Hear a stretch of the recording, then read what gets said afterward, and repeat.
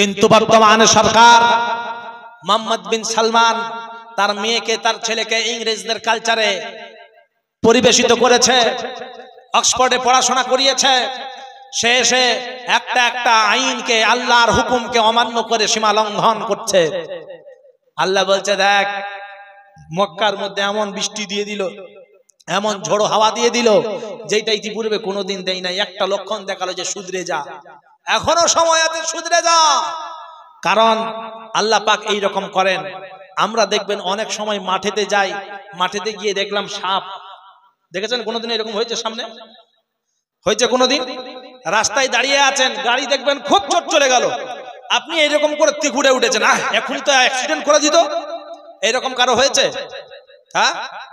তারপর আল্লাহ কি বলছে দেখেন, ওয়াইন্না শাহ নগরিকুহুম ফালা সারিখা লাহুম ওয়ালা হুম ইউনকাযুন ইল্লা রাহমাতাম মিন্না ওয়া মাতাআন ইলাহিন। আল্লাহ বলছেন, বান্দারে আমি ইচ্ছা করলে তোরে ডুবিয়ে দিতে পারতাম, তোরে শেষ করে দিতে পারতাম। তুই চিৎকার করতিস, তোর চিৎকার কেউ শুনতো না। তুই চিৎকার করতিস, তুই মারা যেতিস, তোর চিৎকার কেউ শুনতো না, কোনো উপকারে তোর আসতো না। কিন্তু আমি আল্লাহ রাব্বুল আলামিন তোর প্রতি রহম অবতরণ করেছি, তোর প্রতি দয়া করেছি।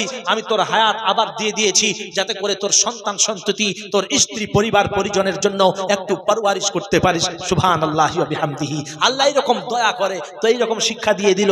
দুবাইয়ের মতো জায়গায় গাড়িগুলো পর্যন্ত তাদের বালির মধ্যে ঢুকে গেল, এত বৃষ্টি দিয়ে দিল, বন্যা হয়ে গেল, যেটা কল্পনাতীত, যেটা হওয়ার কোনোদিনও চান্স ছিল না, সেইটা আল্লাহ করে দেখাইছে। কি দেখাই নাই? হ্যাঁ, দুবাই হয় নাই, হয়েছে। এটা ওয়ার্নিং আল্লাহ পাক দিচ্ছেন যে আগামীতে আমি সাদ্দাদের মতো ডুবিয়ে দেবো, আমি কারুনের মতো শেষ করে দেবো। এটা করতে কিন্তু আমার সময় লাগবে না, কুন বলবো ফায়াকুন, সঙ্গে সঙ্গে হয়ে যাবে। এখন দেখেন আফগানিস্তানের তালিবান যারা, এই তালিবান এরা কিন্তু রাসূল সাল্লাল্লাহু আলাইহি ওয়াসাল্লামের আদর্শে আদর্শিত হয়ে চলে।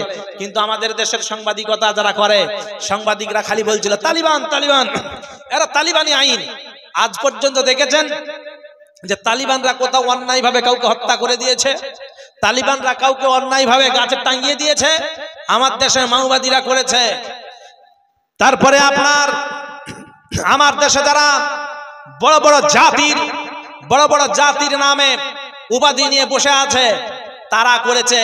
তবরেজকে পিটিয়ে মেরেছে, আখলাককে পিটিয়ে মেরেছে, জুনাইদকে পিটিয়ে মেরেছে, আপনার নাসির ও জুনাইদকে আগুনে জ্বালিয়ে মেরেছে। এইরকম কত মানুষকে জুনাইদ হাফেজকে ট্রেনের মধ্যে ছুরিতে করে কুপিয়ে কুপিয়ে মেরেছে। দিল্লির মতো মসজিদের সামনে আমার মুসলমান ভাই হাফেজ ছেলে হেডফোন কিনতে গেছিল, তাকে মারতে মারতে শেষ করে দিয়েছে, শহীদ করে দিয়েছে।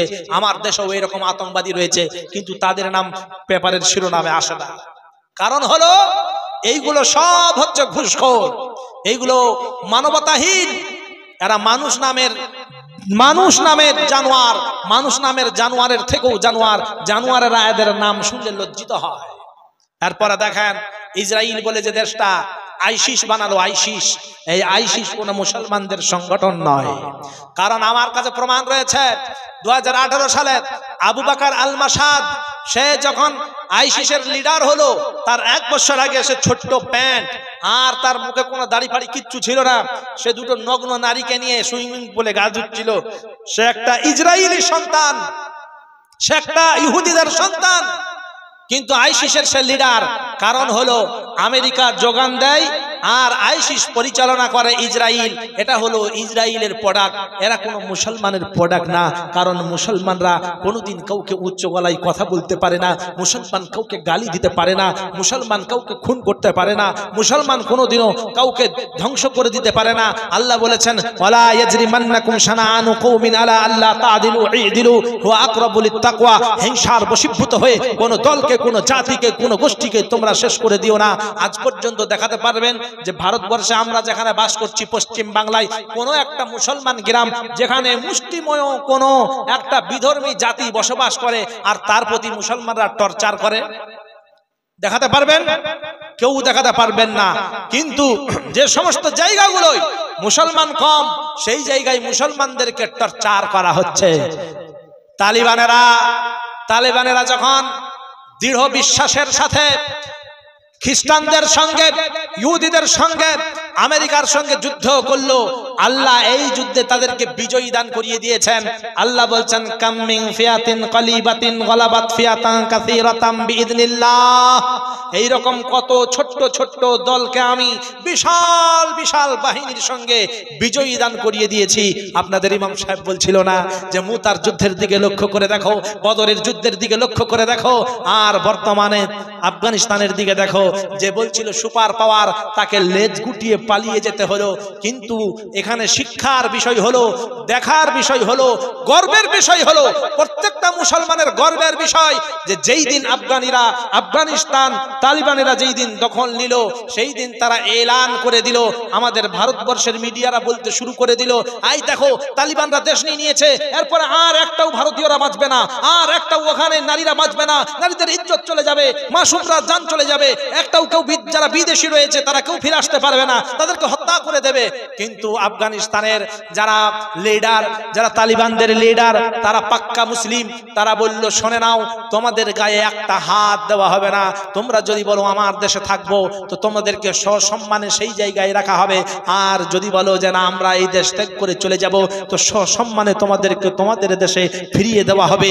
এই কথাটা যখন আমাদের কলকাতার একটা ছেলে বিবৃতি দিয়েছিল, তার পিছনেও আমাদের এই দেশের গোবরখোর যে মানুষ রয়েছে তারা তার পিছনে লেগে গেছিল, সাংবাদিকরা পর্যন্ত তাকে মারতে পর্যন্ত গেছে, তার নামে কেস পর্যন্ত দারাজ করেছিল। তাহলে এইটা কোন দেশ? এটা কোন দেশে আমরা রয়েছি? এই জায়গাটা কোন জায়গা? এর পরিবেশটা একদিন কেমন ছিল, আজকে কেমন হয়ে গেল? যেই দিন ইংরেজরা আমাদের এখানে দখল করে নিয়েছিল, সেই দিনে হিন্দু মুসলিম সব এক জায়গায় এসে তাদেরকে বিতাড়িত করার জন্য লেগে পড়েছিল। আজকে আমাদের এই যে একটা দেখবেন ব্যাং আছে, ব্যাং, এই যে হলদিয়ার দিকে একটা ব্যাং আছে শুভেন্দু, একদিন বক্তব্য দিয়েছে যে ও পশ্চিম বাংলার মানুষেরা শোনো, এই দাঙ্গাবাজিদের কথা তোমরা শোনো না, কারণ এই ভারতবর্ষে জিহাদের ফতোয়া দারুল উলুম দেওবন্দ থেকে দেওয়া হয়েছিল। তার মুখের বক্তব্য এটা আমার না। এই বক্তব্যটা কে দিয়েছে? শুভেন্দু অধিকারী দিয়েছে। ভিডিও ক্লিপ এখনো রয়েছে, দেখবেন ফেসবুকে ঘোরাঘুরি হচ্ছে। সে নাকি শাহাবুদ্দিনদের ঘরে 3 বাটি কুরবানির সময় গরুর মাংসও খেয়েছে, এখন বলছে না গরুর মাংস খাওয়া যাবে না, এখন সে সাধু হয়ে গেছে। এইরকম কত লোক মাংস খাচ্ছে। ভারতবর্ষে যত মাংস এক্সপোর্টার রয়েছে, বিফ এক্সপোর্টার রয়েছে যারা, একটাও মুসলিমদের না, সব অমুসলিমদের। আল কাবির, আল মাদানি, আল আরাবি, এগুলো সব বড় বড় হিন্দুত্ববাদীদের, একটাও মুসলমানদের না। তাহলে তোমরা কেটে বিদেশে বিক্রি করছো, তখন মা নয়, কিন্তু মুসলমানরা খেলেই তোমাদের মা হয়ে যায়। আমিও মাঝে মাঝে বলি আমাদের ছাগল বাহিনী করা দরকার, যে রাসূলুল্লাহ সাল্লাল্লাহু আলাইহি ওয়াসাল্লাম এককালীন ছাগল চড়িয়েছে, তাহলে ছাগল বাহিনী একটা যদি হয়, তাহলে সেই দিনে কি করবি ভাব, এরপরে কোন দিকে ছুটবি রাস্তা খুঁজে পাবি না। কিন্তু মুসলমান হিংসুক নয়, মুসলমান জাতি হিংসা করে না। তোমরা আজকে মাথায় গোবর নিয়ে চলছো, এই জন্যই তোমরা অন্যায় পথে চলছো এবং মুসলমানদের প্রতি হিংসা করছো। হিংসা করতে করতে নিজেদের ক্ষতি করে বসছো, কিন্তু তোমরা বুঝতে পারছো না। আমি একটা এক্সাম্পল দিচ্ছি, আমার মুসলমান ভাইয়েরাও গ্রামে গ্রামে এটা করছে। উত্তরপ্রদেশে যেয়ে দেখেন, আপনার কি বলছিলাম ওইটা, আপনার উত্তরাখণ্ডে যেয়ে দেখেন, জম্মুতে দেখেন, পাঞ্জাবে দেখেন, কত কত জায়গায় মুসলমানদের প্রতি অত্যাচার হচ্ছে। কিন্তু পশ্চিম বাংলায় আমরা যারা রয়েছি, আমরা তো মুসলমানদের প্রতি অত্যাচার দেখতে পাই নাই। এই জন্যই নিজেরাই নিজেদের মধ্যে অত্যাচার করছি। কোন বিধর্মীদের গায়ে খোঁজ নিয়ে দেখেন কোন গোষ্ঠীদ্বন্দ্ব হয়ে মারামারি হয়েছে নাকি? কিন্তু আজকে আমাদের মুসলমান গ্রামগুলোই মুসলমানকে মারছে। বাগটুই কাণ্ড হলো রামপুরহাটে, বাগটুই কাণ্ড হয় নাই, শুনেছিলেন ব্যাপারে? কি করে করতে পারে এই মুসলমান? কত নিচে নেমে গেল যে নিজের জাতিকে, যে কোনো জাতি হোক না কেন, সে একটা মানুষ, একজন 2জন নারী ছিল, 2জন পুরুষ ছিল, তাদের ছোট ছোট সন্তান ছিল, ঘরের মধ্যে গ্যাস দিয়ে আগুন জ্বালিয়ে দিল, সব পুড়ে ছারখার হয়ে গেল। আহা, কয়লার মতো। ভাবতে পারেন এরা কত নিষ্ঠুর? শয়তান এদের দেখলে লজ্জা পায়। যেদিন আযাবটা তোমাদের প্রতি চলে আসবে, সেই দিন আর এই রকম করতে পারবে না, তখন এক জায়গায় কোণঠাসা হয়ে যাবে। এই জন্যই আগেই ভাবেন, আপনি যার বিরুদ্ধে কথা বলছেন সে কে, আপনি যার জন্য ষড়যন্ত্র করছেন সে কে, আপনি যার জন্য মারপিট করতে চাচ্ছেন সে কে। একবার ভাবেন, কালকে আপনার এই পদটা, এই জায়গাটা, এই শক্তিটা, এই দলবল থাকবে না, তখন তোমার কি অবস্থা হবে? তুমি কি কোনোদিন খুঁজে ভেবেছো? তুমি কি ভেবে দেখেছো? একবার ভাবো, চিন্তা করো। হিংসা করলে কি হয় দেখেন, একটা এক্সাম্পল দিচ্ছি। আপনাদের গ্রামটা হচ্ছে সন্দীপুর, তাই তো? এই সন্দীপুরের একজন ধরুন নাম হচ্ছে আপনার তবরেজ আলী। তো তবরেজ আলী মাঠে চাষ করতে গেছে, চাষ করতে গিয়ে একটা প্রদীপ পেয়েছে। প্রদীপ, প্রদীপ বোঝেন তো? হ্যাঁ, কি চেরাগ প্রদীপ? হ্যাঁ, তো প্রদীপটা পিতলের প্রদীপ আর কি। প্রদীপটা পাওয়ার পরেই চাষিবাসীর মাথায় বা কোমরে গামছা থাকে, গামছাটা খুলে তাড়াতাড়ি ঘষতে গেছে। যেই ঘষছে একটা, এটা কিন্তু গল্প বলছি, হাদিস কোরআন না। কালকে আবার বলেন না মৌলভী সাহেব ওই হাদিসটা কোথায় আছে বলেন তো। মৌলভী সাহেব খুঁজে খুঁজে খুঁজে খুঁজে অস্থির, এই হাদিস তার খুঁজে পাবে না। কারণ আমাদের সমাজে এরকম অনেক লোক আছে, নাই? এই জন্য ইমামতি করা, কোন কথাটা বলবো আসলে ক্লান্ত। আর 11টা 10 বেজে গেল। বক্তব্য যে লাইনে বলবো মোটামুটি আধ ঘন্টা করে দিয়ে শেষ করে দেবো ইনশাল্লাহ। আপনাদেরকে কষ্ট দেবো না, নাকি বলেন? হ্যাঁ, আজকে জাগরণের রাত, তো এইরকম করে জাগলে হবে না। ইবাদত করেন, কোরআন পড়েন আর ইবাদত করেন আর নামাজ পড়েন, সালাত আদায় করেন। আর সারা রাত জেগে দিলেন দিয়ে ফজরের নামাজ আর পড়তে ইচ্ছা করবে না। ফেরেশতারা বলবে দেখ কত বড় আল্লাহর বলি, কি বলে? আর এখন তারাবিও তো সেই রকম চলছে নাকি?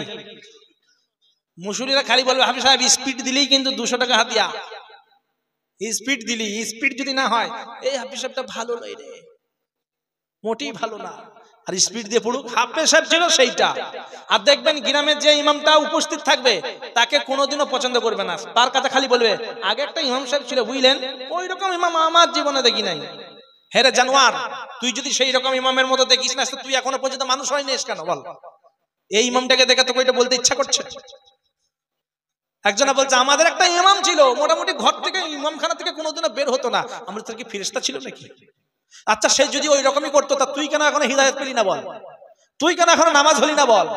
তুই কেন এখনো নামাজি হলি না? এখনো কেন রোজা রাখলি না? এখনো কেন মুসলমান হলি না বল? কেন এই ফুটুনিগুলো করিস একটা ইমাম সাহেবকে ছোট করে দেখানোর জন্য? এই জন্য আমাদের সমাজে আজকে দেখবেন এই মাদ্রাসায় কেউ পড়াতে চাচ্ছে না। আমার একটা বন্ধু একদিন বলছিল, বলছে ইমামতি করার যা জ্বালা রে ভাই, আর ইমামতি করবো না, মনে করছে ব্যবসায় করবো। তো বলছে একটা গল্প শুনে যা। বলে কি? আমিও একটা তখন আর একটা কিছু জিনিস একটু এদিক সেদিক করে ঢুকিয়ে দেখলাম, সত্যিকারের এইটাও একটা গল্পই আপনারা মনে করতে পারেন। মানে ইমামতি করতে গেছে, ইমামতি করতে গিয়ে বায়ান করেছে। বায়ান করলো কি? তোমরা ব্যবসা বাণিজ্য করো, এটা আল্লাহ পাক হালাল করে দিয়েছেন, সুদকে হারাম করে দিয়েছেন। যারা হাতের কামাই করে খায়, রাসূল সাল্লাল্লাহু আলাইহি ওয়াসাল্লাম একদিন মুসাফা করলেন, মুসাফা করার পরে দেখছে তার হাতগুলো শক্ত। বলে তোমার হাত শক্ত কেন? বলল আল্লাহর রাসূল সাল্লাল্লাহু আলাইহি ওয়াসাল্লাম আমি পাথর ভেঙে জীবন যাপন করি, জীবিকা অর্জন করি। বলল আচ্ছা, যারা হাতের কামাই করে খায় আল কাসিবু হাবিবুল্লাহ, তারা আল্লাহর বন্ধু, আল্লাহ রাব্বুল আলামিনের নবী বললেন। সুতরাং ব্যবসা বাণিজ্য তোমরা করো। ওয়াহাল্লাল্লাহুল বাইআ ওয়া হারামার রিবা, সুদ খেও না, সুদটাকে আল্লাহ হারাম করে দিলেন। ইয়া আইয়ুহাল্লাযীনা আমানু ওয়াযারু মা বাকিয়া মিনার রিবা, হে ইমানদারেরা সুদের অংশটা তোমরা খেও না, ওটা ছেড়ে দাও।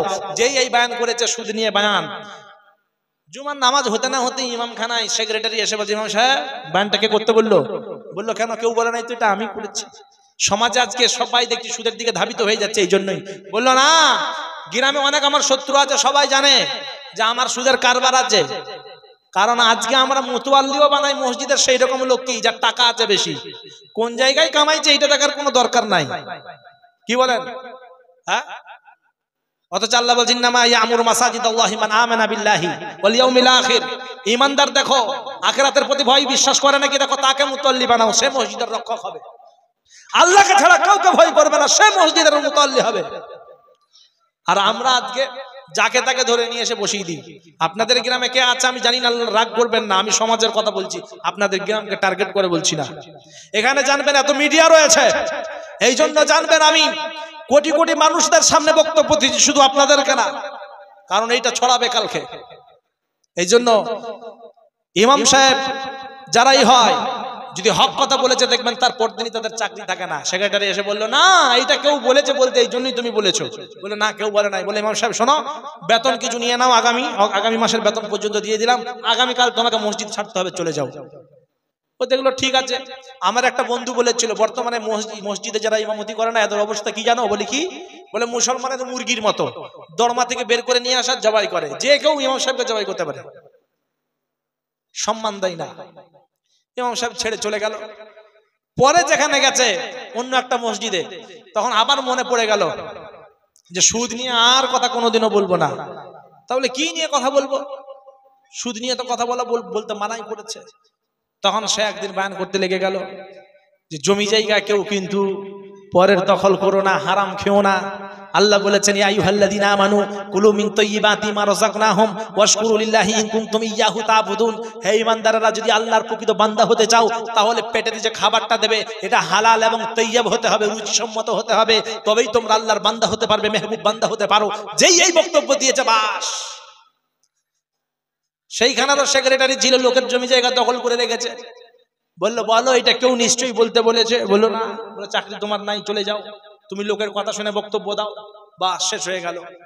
এরপরে যে জায়গায় ইমামতি ঢুকেছে প্রতিজ্ঞা নিয়ে নিয়েছে, আজ ছেলেদের নিয়ে কোনো বয়ানই করবো না, যা বলবো সব মেয়েদের জন্য, কারণ মেয়েরা মসজিদে তো আসে না। বয়ান করতে শুরু করে দিয়েছে, ওয়াকারনা ফি বুয়ুতিকুন্না ওয়ালা তাবাররাজনা তাবাররুজাল জাহিলিয়াতিল উলা।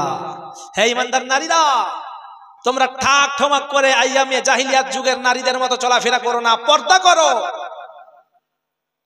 যেই পর্দার বয়ান করা হয়ে গেল, ক্যাশিয়ারের সঙ্গে সঙ্গে ডেকেছে, বললো এই ইমাম সাহেব, সবাই তো জানে যে আমার স্ত্রী বলকে চাকরি করে, সে শাড়ি পরে যায়, পেটটা পিঠটা একটু দেখা যায়, তো কি হয়েছে তাতে?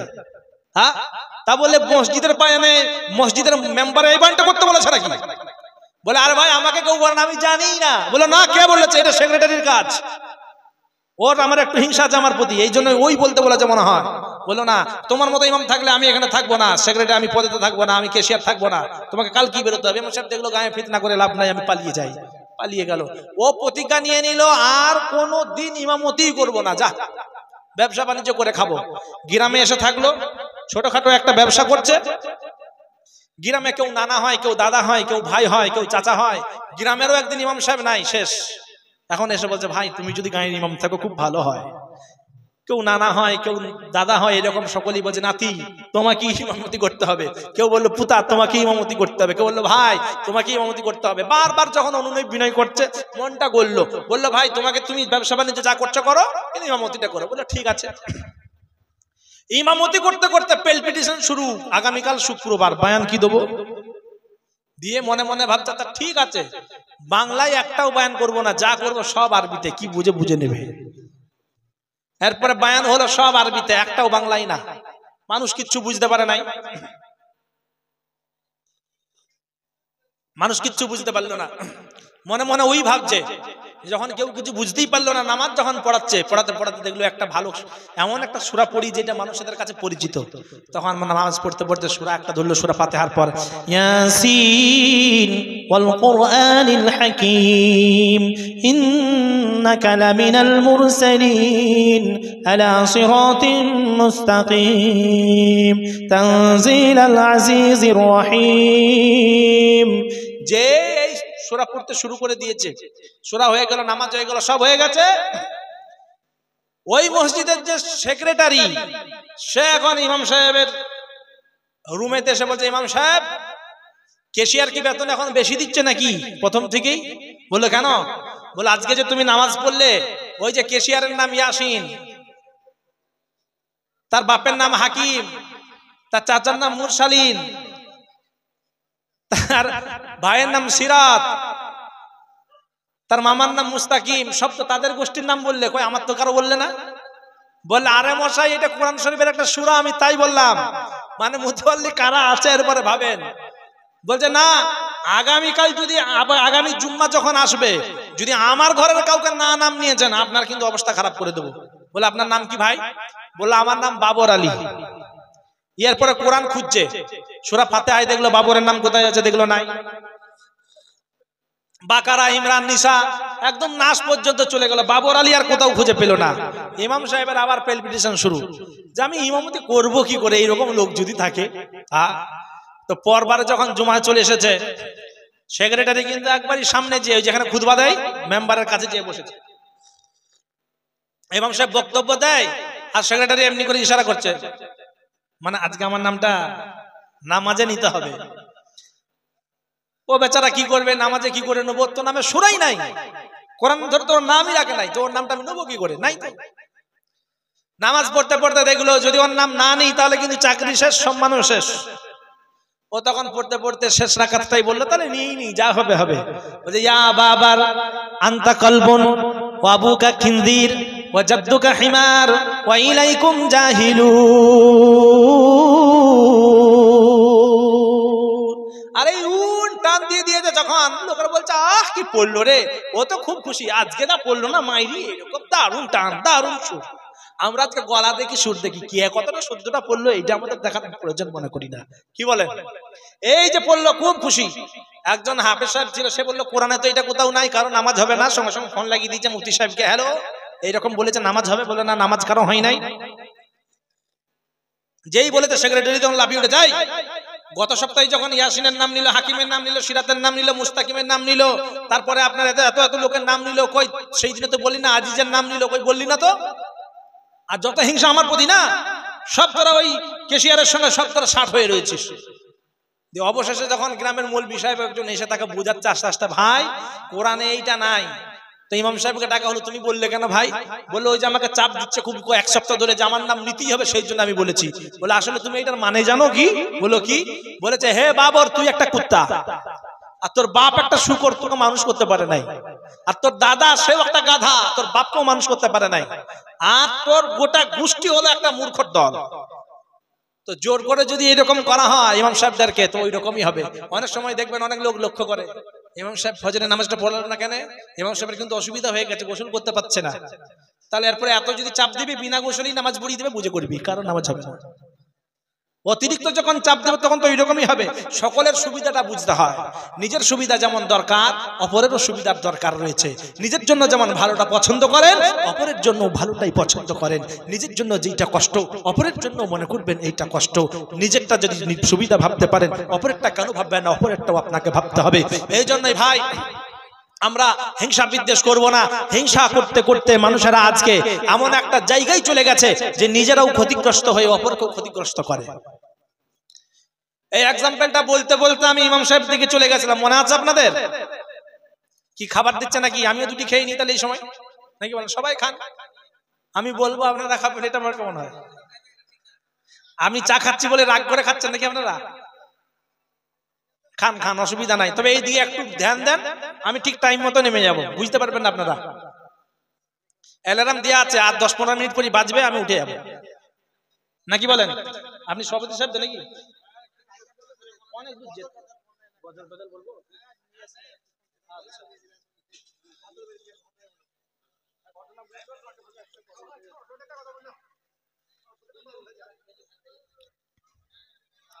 সব বলবো, দাঁড়ান। কোনটা যে বয়ান করব আর কোনটা করব না,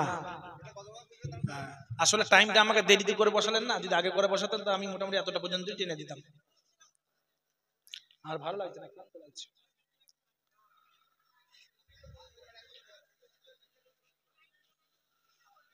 কি গজল বলবো? বাংলা না উর্দু না হিন্দি না আরবি?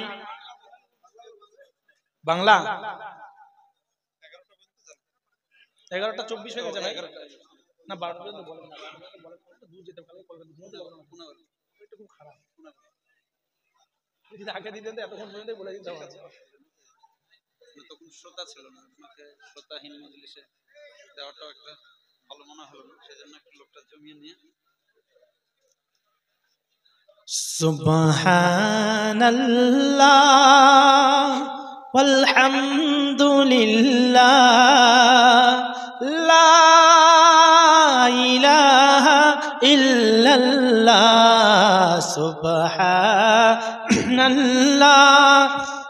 ওয়ালহামদুলিল্লাহ লা ইলাহা ইল্লাল্লাহ। তুমি বাঁচাও, তুমি মারো, অবিরত ক্ষমা করো। তুমি বাঁচাও, তুমি মারো, তুমি বাঁচাও, তুমি মারো, অবিরত ক্ষমা করো।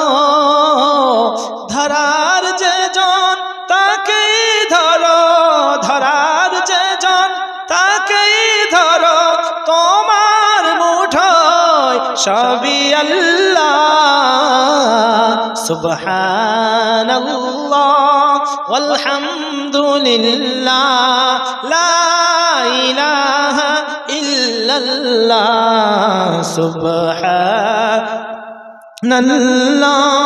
ওয়ালহামদুলিল্লাহ লা ইলাহা ইল্লাল্লাহ। তোমার রিজিকে পরে অবাধ্য হয় কেমন করে, তোমার রিজিকে পরে অবাধ্য হয় কেমন করে, খুঁজে না পাই কোনো ভাষা, খুঁজে না পাই কোনো ভাষা শুকর গুজার করার আল্লাহ সুবহানাল্লাহ ওয়ালহামদুলিল্লাহ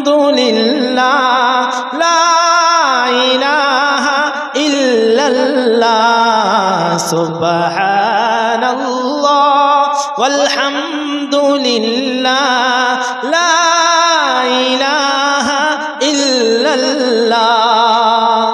তোমার দয়ায় নদীর ধারা সারা জাহান তোমার গড়া, তোমার দয়ায় নদীর ধারা সারা জাহান তোমার গড়া, তোমারই পথে আমার জীবন, তোমারই পথে আমার জীবন কবুল করো গো আল্লাহ সুবহানাল্লাহ ওয়ালহামদুলিল্লাহ লা ইলাহা ইল্লাল্লাহ সুবহানাল্লাহ ওয়ালহামদুলিল্লাহ লা ইলাহা ইল্লাল্লাহ। তুমি বাঁচাও তুমি মারো অবিরত ক্ষমা করো, তুমি বাঁচাও তুমি মারো অবিরত ক্ষমা করো, ধরার যে জন তাকেই ধরো, ধরার যে জন তাকেই ধরো, তোমার মুঠোয় সবই আল্লাহ সুবহানাল্লাহ ওয়ালহামদুলিল্লাহ লা ইলাহা ইল্লাল্লাহ সুবহানাল্লাহ ওয়ালহামদুলিল্লাহ লা ইলাহা ইল্লাল্লাহ। খাওয়া দাওয়া হয়েছে?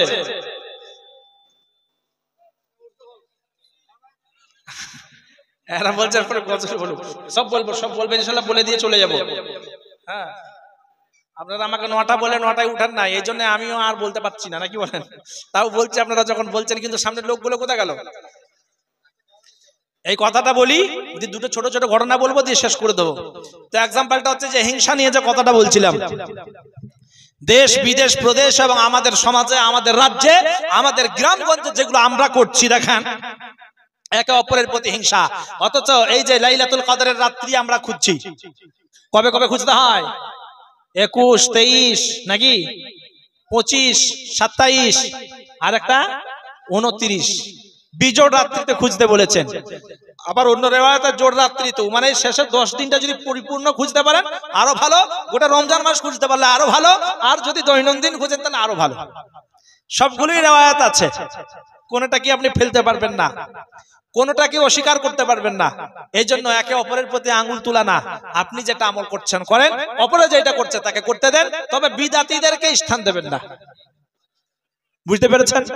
বিদাতীদের স্থান দেবেন না। একটা বিদাত যে করে সেখানে আল্লাহ রাব্বুল আলামিন লানত দেয় যারা বিদাতীদেরকে আশ্রয় দেয়। আমার ভাইরা, আজকে পশ্চিম বাংলার বুকে আমাদের গ্রামগঞ্জে যদি দেখেন যে একজন মোটরসাইকেল কিনে নিয়ে আসলো, অপর ঘরে তো তখন আলোচনা শুরু করে দিল, জানিস অমুকের বেটা মোটরসাইকেল নিয়ে টাকা পাচ্ছে কোথায়, বলতে কি মনে হয় চুরি ডাকাতি করছে কোথাও। এই কথা আপনাদের এখানে বলে না নাকি বলেন? কেউ যদি গাড়ি কিনে নিয়ে আসে, বাস মাথা খারাপ। কিছু মানুষ তো সুগার বেরিয়ে যাবে এমনিতেই, খালি লোকের কিছু একটা উন্নতি দেখে। কে কি করে উন্নতি করলো, কেমন করে করলো, এই যে ধারণা যদি করেন, এইটাই হচ্ছে আপনার সব থেকে বড় ক্ষতি। আপনি হারাম খাচ্ছেন। এই রোজার মাস, রোজা নিয়ে মনে করেছিলাম, তাকওয়া নিয়ে মনে করেছিলাম বায়ান একটু করব, কিন্তু সময় আর নাই। হিংসার বায়ান করি, শেষ করে দিই। আর রোজা যদি অন্যদিন কোনোদিন আল্লাহ পাক আনায় কোনো জায়গায় ইনশাআল্লাহ, বা রোজার মাসে আগামী বছর হোক, বা তার পরের বছর হোক, বা তারপরে বছর হোক, তারপরে বছর হোক, কখনো যদি হয় ইনশাআল্লাহ বলবো। এখন আর বলার সময় নাই, যেহেতু এইটা বলে ফেলেছিলাম, এইটা বলে দিই। এবং আমার চাচারা যারা পিছনে বসে রয়েছে, এরা দু চারটা ঘটনা শুনতে চাচ্ছেন, তো ঘটনা আমি এই সম্পর্কেই বলবেন ইনশাআল্লাহ। তারপরে আমি বিদায় নেব। আমার জন্য দোয়া করবেন, আমিও আপনাদের জন্য দোয়া করব আর করছি। আমার ভাইরা, এক্সাম্পল দিচ্ছিলাম যে আপনাদের গ্রাম এইটা হচ্ছে সন্দীপুর, আর এখানে ধরুন চাষ করতে গেছে তোবরেজালি, একটা পেয়েছে কি বললাম, হ্যাঁ প্রদীপ। এই প্রদীপটা কিসের? পিতলের। সে কাঁধের থেকে হোক, মাথার থেকে হোক, গামছা নিয়ে এসে যেই ঘষেছে, তখন আপনার ওই কি বের হলো, একটা দৈত্য বের হয়ে এসেছে। দৈত্য বেরিয়ে বলছে, মালিক আমি আপনার গোলাম, আপনি যা চাইবেন আপনি তাই পাবেন, কিন্তু একটা জিনিস লক্ষ্য করবেন। বললো কি? আপনি যা চাইবেন পাশের লোকেরা কিন্তু ডবল হয়ে যাবে। বললো আমি চাইবো আর পাশের লোকের ডবল হয়ে যাবে? দরকার নাই, কিচ্ছু দরকার নাই। দেখবেন আজকে আমাদের এখানে সমাজে অনেক মানুষ আছে, বলবে চাচা একটু বলে দিবে গো, আমার চাকরিটা হয়ে যাবে। আমি বলবো তুই চাকরি করবি না কোনোদিন? হ্যাঁ বলে দেবো যা, কিন্তু বলবে না। হিংসা। পশ্চিম বাংলার এখানে একটা ছোট্ট জিনিস আমাদের জানা দরকার। দিল্লির বাজারেতে কাঁকড়া বিক্রি হচ্ছে, আপনাদের এখানে কাঁকড়ি বলে না কাঁকড়া বলে? কাঁকড়া বিক্রি হচ্ছে, তো ঝুড়িতে সব কাঁকড়া গুলো রাখা রয়েছে। একজন এসে বলছে, ভাই এতগুলো কাঁকড়া রয়েছে, কই ঢাকা দিলে না, পালিয়ে যায় না? বলছে, আরে মশাই এগুলো সব পশ্চিম বাংলার কাঁকড়া। বললো কেন, এর বৈশিষ্ট্য কি? বললো একজন যখন উঠে যায় তখন অন্যজনের ঠেঙে ধরে এরকম করে টেনে নামায়। তো আমাদের পশ্চিম বাংলায় একজন যখন উপরে উঠতে যায় তখন তাকে কি করে টেনে নামানো হয়, এই চিন্তা করে। এটা হচ্ছে বাঙালিদের বুদ্ধি। ওকে কি করে শেষ করব, ওকে কি করে টানবো। নচেত আমি যে আজকে মাদ্রাসাটা করছি 144 ধারার কেস খেয়েছিলাম। অবশেষে দেখা গেল, আমি বললাম, ভাই আমার জীবনে একটা কেস নাই, একটা দাগ নাই, তুমি আমার নামে কেস করতে গেলে। এই মুর্শিদাবাদে ঘর, শাহিন বাবু বলছি থানায় আছে। সে বলল, হুজুর আপনি এক কাজ করেন, ওর কাছে কিনে নেন জায়গাটা। আমি বললাম, কত দাম বলো? তুমি তো বিক্রি করার জন্যই করেছো। বললাম, হ্যাঁ আপনি কিনে নিন। তো এইটা তো আমাকে বললেই হতো, কেস করতে কেন গেলে? এখন বলছে আপনার পায়ে ধরবো কি, আপনি ক্ষমা করেন, ভুল হয়ে গেছে। তারপরে আমাকে কেনা করালো, মাদ্রাসা করছি অথচ সেই জায়গায়। তাহলে কি ভাবেন? এরপরে আমাদের এক দেশাতে, আমাদের মুসলমান সমাজে, সাউন্ডটা কি হলো ভাই, কি গোলমাল করলে? এখন কিন্তু আগের মতো হচ্ছে না। এত বড় বড় শয়তান রয়েছে যে শয়তানরা দেখলে পর্যন্ত লজ্জিত হয়, বলে আমার আর কাজ কি, এ তো নিজেই করে দিচ্ছে শয়তানের কাজ, শয়তানরা আর আসবে না। তো আমার ভাই ও প্রদীপটা নিয়ে এরপরে ঘরে চলে আসলো। আমার দরকার নাই, চাইবো না, কারণ আমি চাইবো অপরজনা হবে। কিন্তু যখন ছুটে এসে ঘরের মধ্যে রেখে চলে যাচ্ছে, বিবি সাকিনা কিন্তু দেখতে পেয়ে গেছে, বউ এখন দেখতে পেয়ে গেছে যে ঘরে একটা কি রেখে গেল। বলে, এই কি রাখলে? বললো, খবরদার ঘরে কিন্তু ঢুকবি না। আর মেয়েদেরকে দেখবেন যে কথাটা আপনি বলবেন যে এই কাজটা করো না, সেইটাই কিন্তু আগে করবে। আপনাদের এখানে এটা করে না, আমাদের ওদিকের মেয়েরা করে, নাকি বলেন? হাত তুলেন তো, কার কার ঘরে বউরা এরকম আছে? হাত তুলেন। বউকে সবাই ভয় করে, করে না? না সন্দীপুরের লোক করে না? এই কে কে বউকে ভয় করে না, হাত তুলেন তো। এই ভাইয়ের নাম কি গো? আম্বিয়া ভাই নাকি? শুনে নিন, খালি বুকের পাটা দেখেন। বলছে আমি বউকে ভয় করি না। বাদশাহ এখন একদিন বলছে যে যারা বউকে ভয় করো, আমার এই ডান পাশে আপেলের গাদা রয়েছে, একটা করে আপেল তুলে নিয়ে চলে যাও। আর যারা বউকে ভয় করো না, বাঁ পাশে আসো। সবাই আসছে, একটা করে আপেল তুলে নিয়ে চলে যাচ্ছে, মানে কি সবাই বউকে ভয় করে। কিন্তু একজনে আসলো, আমার আম্বিয়া ভাই ধরুন, ও আসলো, আসার পরে এইদিকে এসে করে বললো, বাদশাহ আমি তো বউকে ভয় করি না। বললো, ঠিক আছে, আমার আস্তাবল থেকে সব থেকে যেটা কালো ঘোড়া, আমার পছন্দের ঘোড়া, সেই ঘোড়াটাকে আম্বিয়া ভাইকে দিয়ে দাও। ওকে দিয়ে দিল কালো ঘোড়াটা, নিয়ে চলে গেছে বাড়ি নিয়ে যাওয়ার পরে কিছুক্ষণ পরে, আধ ঘন্টা হতে হতেই আবার ঘোড়াটা নিয়ে এসেছে। বাদশাহ বলছে, কি ব্যাপার, ঘোড়া নিয়ে ফিরে আসলে? বলছে, সবই তো ঠিক আছে, আমি বউকে ভয় করি না, কিন্তু এই যে কালো ঘোড়াটা যখন ঘরে নিয়ে গেলাম, বউ বললো যেটা সাদা নিয়ে আসতে পারতে, কালোটা তো অশুভ, এই জন্যই আমি সাদা নিবার জন্য এসেছি। বাদশাহ বলছে, ঘোড়া নিয়ে যেতে হবে না, একটা আপেল নিয়ে চলে যাও।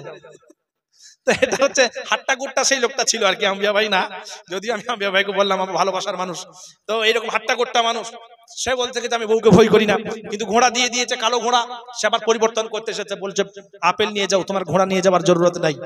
মন্ত্রী এসেছে রাত্রিবেলায়, এসে বলছে বাদশাহ যদি আপেল না দিয়ে গোটা রাজ্যের লোকেদেরকে বা যারা সমাজ এসেছিল এই সমাজের লোকেদেরকে যদি 10 কিলো করে রেশন দিতেন, 15 কিলো করে রেশন দিতেন, তাহলে মানুষগুলো 8-10 দিন খেত, মনে রাখতো যে বাদশা দিয়েছিল।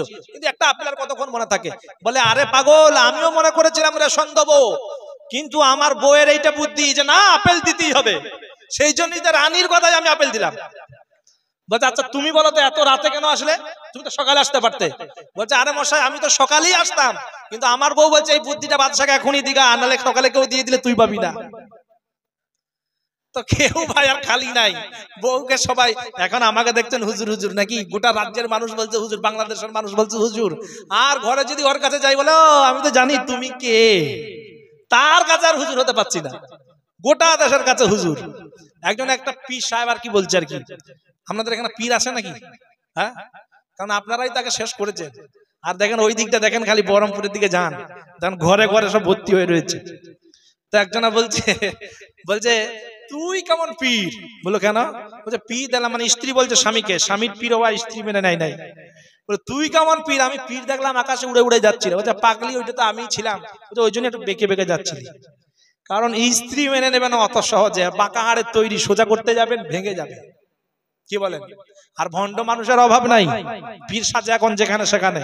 সেই কালকিত না একটা কি বইতে একটা গল্প আছে না, যে পীর সাহেব এসেছে আপনার গ্রামে, আসার পরে খুঁজে বেড়াচ্ছে যে কার ঘরে একটু সুযোগ পাই। এক ঘরে দেখলো একটা বুড়ি মানুষ আছে, ও মনে করলো এটা হয়তো সাদা সিধে হবে, কিন্তু জানে না যে একদম হাদিস কোরআনের অবলম্বনকারী। হঠাৎ করে ছি ছি ছি করতে লেগে গেল। বলে কি হলো, তুমি ছে ছে করছো কেন আমার ঘরে? বলে আরে পাগলি, তোমার জন্য না কাবা শরীফে কুকুর ঢুকেছে। বলে এটা বিরাট বড় আল্লাহ বলা গো, কাবা শরীফে কুকুর ঢুকে গেছে, দেখতে পেয়ে যাচ্ছে। বলছে ঠিক আছে দুপুর বেলায় আমার ঘরেই খাবার খাবে। বললো ঠিক আছে। দুপুর বেলায় ভাতের তলায় মুরগির গোশ, ডিম সব ভাতের তলায়, ভাত দিয়ে বসে আছে, কেউ আসে না, তরকারি দিতে আসে না, কিচ্ছু না। বলে খান, খাচ্ছেন না কেন? বলছে এমনি খাওয়া যায় নাকি, আমি কি খাবা না পাগল, তরকারি দাও নাই। ঝাঁটা নিয়ে এসে পিঠে এরকম দুটো বাড়ি, কাবা ঘরে কুকুর ঢুকছে দেখতে পাচ্ছিস, আর তোর ভাতের তলায় তরকারি দেখতে পাচ্ছিস না? হ্যাঁ, আমার মার সে ছুট। তো ভণ্ডামি করে, এই জন্যই বলেছি যে বিবেকটাকে কাজে লাগাতে হবে। ওইদিকে যাচ্ছি না, যে গল্পটা বলছিলাম। তবে রেজালি এখন ঘরের মধ্যে যেই রেখে দিয়ে চলে যাচ্ছে, সাকিনা দেখেছে, আর মেয়েদেরকে যেইটা মানা করে ওইটা আগে করে।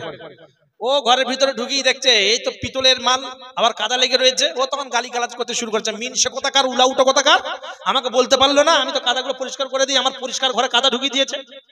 মেয়েদের দেখবেন বিছানায় যদি একটা কিছু ঢুকান, মেয়েদের আমাদের মা বোনেদের একটা গুণ আছে কি জানেন? স্বামীর পায়ে যদি একটু ময়লা থাকে আর বিছানায় যদি উঠে যায়, ভাই মাইকটা কই, মাইক মান একটু সামনে ঠিক করুন, আর গোলমাল হয়ে গেল যাবে, একটু ক্লিয়ার করুন, আওয়াজটা টানছে। তো একটু ক্লিয়ার করুন, আগের মতো করুন, যেমন ছিল ইকো দেওয়ার আগে যেমন ছিল সেরকম করো সাউন্ডটা, নাহলে আমি কথাগুলোই তো ভুলে যাবো। আমাদের পরিবেশের মহিলাদের এই স্বামীর পায়ে যদি একটু ময়লা থাকে, যদি বিছানায় উঠে গেছে, বাস হয়ে গেছে। বিছানাটা ময়লা করে দিলে দেখতে পাও নাই, তুমি পা ধুয়ে আসতে পারো না, পা মুছতে পারো না, দিন দিন এগুলো কে গচালবে? তোমার বাপ কি চাকর দিয়েছে নাকি? তুমি কি চাকর রেখেছো নাকি? নানান কথা। ভালো করে সেজে গুজু স্বামীর কাছে শোয় না, কিন্তু যদি শুনে গেছে যে আজকে বিয়ায় আসবে, কোথায় নতুন শাড়ি আছে, কোথায় চাদর আছে, চাদর ফাদর না থাকলে নতুন শাড়িটা পর্যন্ত বিছিয়ে দেবে। ঘরের মালিক এসে বলছে কি ব্যাপার গো, আজকে এত সাজগুজো হচ্ছে, ঘরটাতে এত পরিষ্কার করছো? বলে কেন, মানুষ আসবে। যে মানুষটা আবার কে? জানো না নাকি মানুষ আসবে, মানে আমি ওর কাছে মানুষই না, এরকম অবস্থা। তো এটা হচ্ছে আমাদের পরিবেশের। হচ্ছে রাসূল সাল্লাল্লাহু আলাইহি ওয়াসাল্লামের স্ত্রী হযরতে মাইমুনা রাদিয়াল্লাহু তাআলা আনহা, তার ঘরে তো রাসূল সাল্লাল্লাহু আলাইহি ওয়াসাল্লাম আসবেন, তার বিছানায় শোবেন। তিনি বলেন আজকে আমার স্বামী সবথেকে বড় মেহমান, নিজেকে ক্লিন করলেন, বিছানা পরিষ্কার করলেন, নতুন চাদর বিছিয়ে দিলেন, আর আমাদের ঘরের নারীরা আলাদা। তো এই গালি গালাজ করতে করতে বললো মিনসে কোথাকার, উল্টো উলাউটো কোথাকার, দেখতে পাই না, কাদাগুলো নিয়ে এসেছে, আমাকে বললি তো পরিষ্কার করতাম। এই বলে একটা কাপড় নিয়ে আর ঘষতে শুরু করে দিয়েছে। আর ঘষলে কি হবে জানেন তো? কি হবে? দত্ত বেরিয়ে গেছে, বেরিয়ে বলছে মালকিন কি চাই বলেন। আর মেয়েদের ধৈর্য বেশি না কম? ও ভাই আপনি বলেন, মেয়েদের ধৈর্য বেশি না কম? হ্যাঁ, মেয়েদের ধৈর্য আছে? ধৈর্য নাই। সঙ্গে সঙ্গে বলছে দেখতে পাও না নাকি এইরকম ভাঙাচোরা ঘর, একটা ভালো ঘর করে দাও। যেই বলেছে একটা বিশাল বিল্ডিং হয়ে গেছে। আর পাশের লোকের হবে কত? ডবল। এটা কিন্তু গল্প, এটা হাদিস কোরআন নয় ভাই। কালকে বললো না, নাহলে ইমাম সাহেব মার খেয়ে মরে যাবে। ও খুঁজে পাবে না তো, আমাকেও গাল দেবে। তারপরে এখন তবরে জালি আর ঘর খুঁজে পাচ্ছে না। ও যখন গ্রামে আসছে দেখছে কি যে সব ঘর তো বিরাট বড় বড়, আমার তো গ্রামই নয় মনে হচ্ছে, এটা খুঁজে বেড়াই। বেরিয়ে গেছে, দেখছে কি যে স্বামী ওই দিকে ঘুরে বেড়াচ্ছে। বলছে এদিকে আসো, দেখতে পাও নাই নাকি? বলে দেখতে তো পাচ্ছি, কিন্তু এগুলো কি অবস্থা দেখ। এ অতক্ষণ দেখে নাই, তা কি বলছে হাই আল্লাহ কি করে হলো? বলছে আমাকে বলেছিল দত্ত যে তুমি যা চাইবে পরের লোকের ডবল হয়ে যাবে, পাড়ার লোকের প্রতিবেশী সব ডবল হয়ে যাবে, এই জন্যই তো আমি চাই নাই। বলে তাহলে কি উপায়? বলো ঘরে চল। ঘরে বুদ্ধি বের করলো, বলছে ঘষ। সেই ঘষে দিয়েছে, দত্ত বের হয়েছে। বলছে মালিক মালকিন বলেন কি লাগবে? বলছে এই মুহূর্তে আমার আর আমার স্ত্রীর দুইজনের একটা করে চোখ কানা করে দে আর একটা করে ঠ্যাং খোঁড়া করে দে। তাহলে আমাদের যদি একটা করে চোখ কানা হয় আর একটা করে ঠ্যাং খোঁড়া হয়, তাহলে পাশের লোকের কি হবে? হ্যাঁ, ডবল। তো আজকে যারা অমুসলিমরাও করছে আর মুসলমানরাও করছে হিংসা হিংসা, এই হিংসা হিংসি যারা করে বেড়াচ্ছে, তারা নিজের ক্ষতি করে অপরের ক্ষতি করতে চাচ্ছে। একদিন এই আগুনে নিজেরাই জ্বলে পুড়ে মরবে। আল্লাহ বলে দিয়েছেন কাইলা ইয়াকুনা দুলাতান বাইনাল আগনিয়াই মিনকুম। ধন সম্পদ, অর্থ সম্পদ, মান সম্মান, ক্ষমতা এক জায়গায় আমি রাখি না। আজকে তোমার কাছে আছে, কালকে নাও থাকতে পারে। আবার আমার আল্লাহ বললেন ওয়ালা ইয়াজরিমান্নাকুম শানানু কওমিন আলা আল্লা তাদিলু ইদিলু হুয়া আকরাবু লিত্তাকওয়া। মহান রব্বুল আলামিন বললেন খবরদার তোমরা কখনো হিংসার বশীভূত হয়ে কোন জাতিকে, কোন গোষ্ঠীকে, কোন দলকে সমূলে তোমরা নির্মূল করে দিও না, শেষ করে দিও না। আমার ভাইরা, আল্লাহকে ভয় করার কথা আল্লাহ বলছেন। তোমরা যারা নিজেদের সন্তান সন্ততির ময়ে পড়ে গেছো, অর্থ সম্পদের ময়ে পড়ে গেছো, আল্লাহকে ভুলে গেছো, তোমরা শুনে নাও, অবশ্যই তোমরা ক্ষতিগ্রস্তের মধ্যে রয়েছো। ইয়া আইয়ুহাল্লাযীনা আমানু লা তুলহিকুম আমওয়ালুকুম ওয়ালা আওলাদুকুম আন যিকরিল্লাহ ومن يفعل ذلك فاولئك هم الخاسرون। মহান রব্বুল আলামিন বললেন তোমরা ক্ষতিগ্রস্তের মধ্যে রয়েছো যারা নিজেদের সন্তান সন্ততিদের ময়ে পড়ে, অর্থ সম্পদের ময়ে পড়ে আমি আল্লাহ রব্বুল আলামিনকে ভুলে গেছো। আমার ভাইয়ের আল্লাহ পাক বলেন ওয়ানফিকু মিম্মা রাযাকনাকুম মিন ক্বাবলি আন ইয়াতিয়া আহাদাকুমুল মাউত। তোমাদের অর্থ সম্পদগুলো, মান জান মাল, অর্থ সম্পদ সব খরচা করো আমার রাস্তায়। তোমাদের মৃত্যু আসার পূর্বে, আমরা জানি নাকি মৃত্যু কখন আসবে। আল্লাহ রাব্বুল আলামিন বললেন মৃত্যু কোন সময় আসবে, কোন জায়গায় আসবে, কেমন করে আসবে, এটা আমি আল্লাহ ছাড়া কেউ জানি না। আর প্রত্যেকটা দলের, প্রত্যেকটা জাতির একটা মেয়াদ রয়েছে। মেয়াদ যখন শেষ হয়ে যাবে তখন না তারা সামনের দিকে যেতে পারবে আর না তারা পিছন ফিরে তাকাতে পারবে, পিছনের দিকে আসতে পারবে। আল্লাহ রাব্বুল আলামিন বললেন ওয়ালিকুল্লি উম্মাতিন আজাল ফাইদা জালুহুম লা ইস্তাখিরুনা সাআতাও ওয়া লা ইস্তাকদিমুন। মহান রব্বুল আলামিন বললেন প্রত্যেকটা দল এবং জাতি তাদের জন্য একটা আমি নির্দিষ্ট সময় করে দিয়েছি। সময় যখন শেষ হয়ে যায়, মেয়াদ যখন ফুরিয়ে যায়, তখন তারা না সামনের দিকে যেতে পারে আর না তারা পিছনের দিকে ফিরে আসতে পারে। সুতরাং মৃত্যু একদিন অবধারিত কি অবধারিত নয়? মৃত্যু অবধারিত। রমজান মাস পেয়েছি, এখনো যদি আমরা নিজেদের গুনাহগুলো না ক্ষমা করে নিতে পারি, আল্লাহ রাব্বুল আলামিন তার নবীকে দিয়ে আমাদেরকে লানত করিয়েছেন। এই জন্য রমজান পেয়েছি, রমজানের মতো মাস পেয়েছি, নিজেদের গুনাহগুলো আমরা ক্ষমা করিয়ে নেব ইনশাআল্লাহ আল্লাহ রাব্বুল আলামিনের কাছে। এখন দেখেন হিংসা যদি করেন তাহলে আল্লাহ পাক আপনার দোয়া গ্রহণ করবেন না। বুখারী শরীফের হাদিসে আছে একজন নারী সে বেশ্যাবৃত্তি করত, এরপরেও কিন্তু একটা কুকুরকে পানি পান করানোর কারণে আল্লাহ রাব্বুল আলামিন তাকে জান্নাত দিয়ে দিয়েছেন।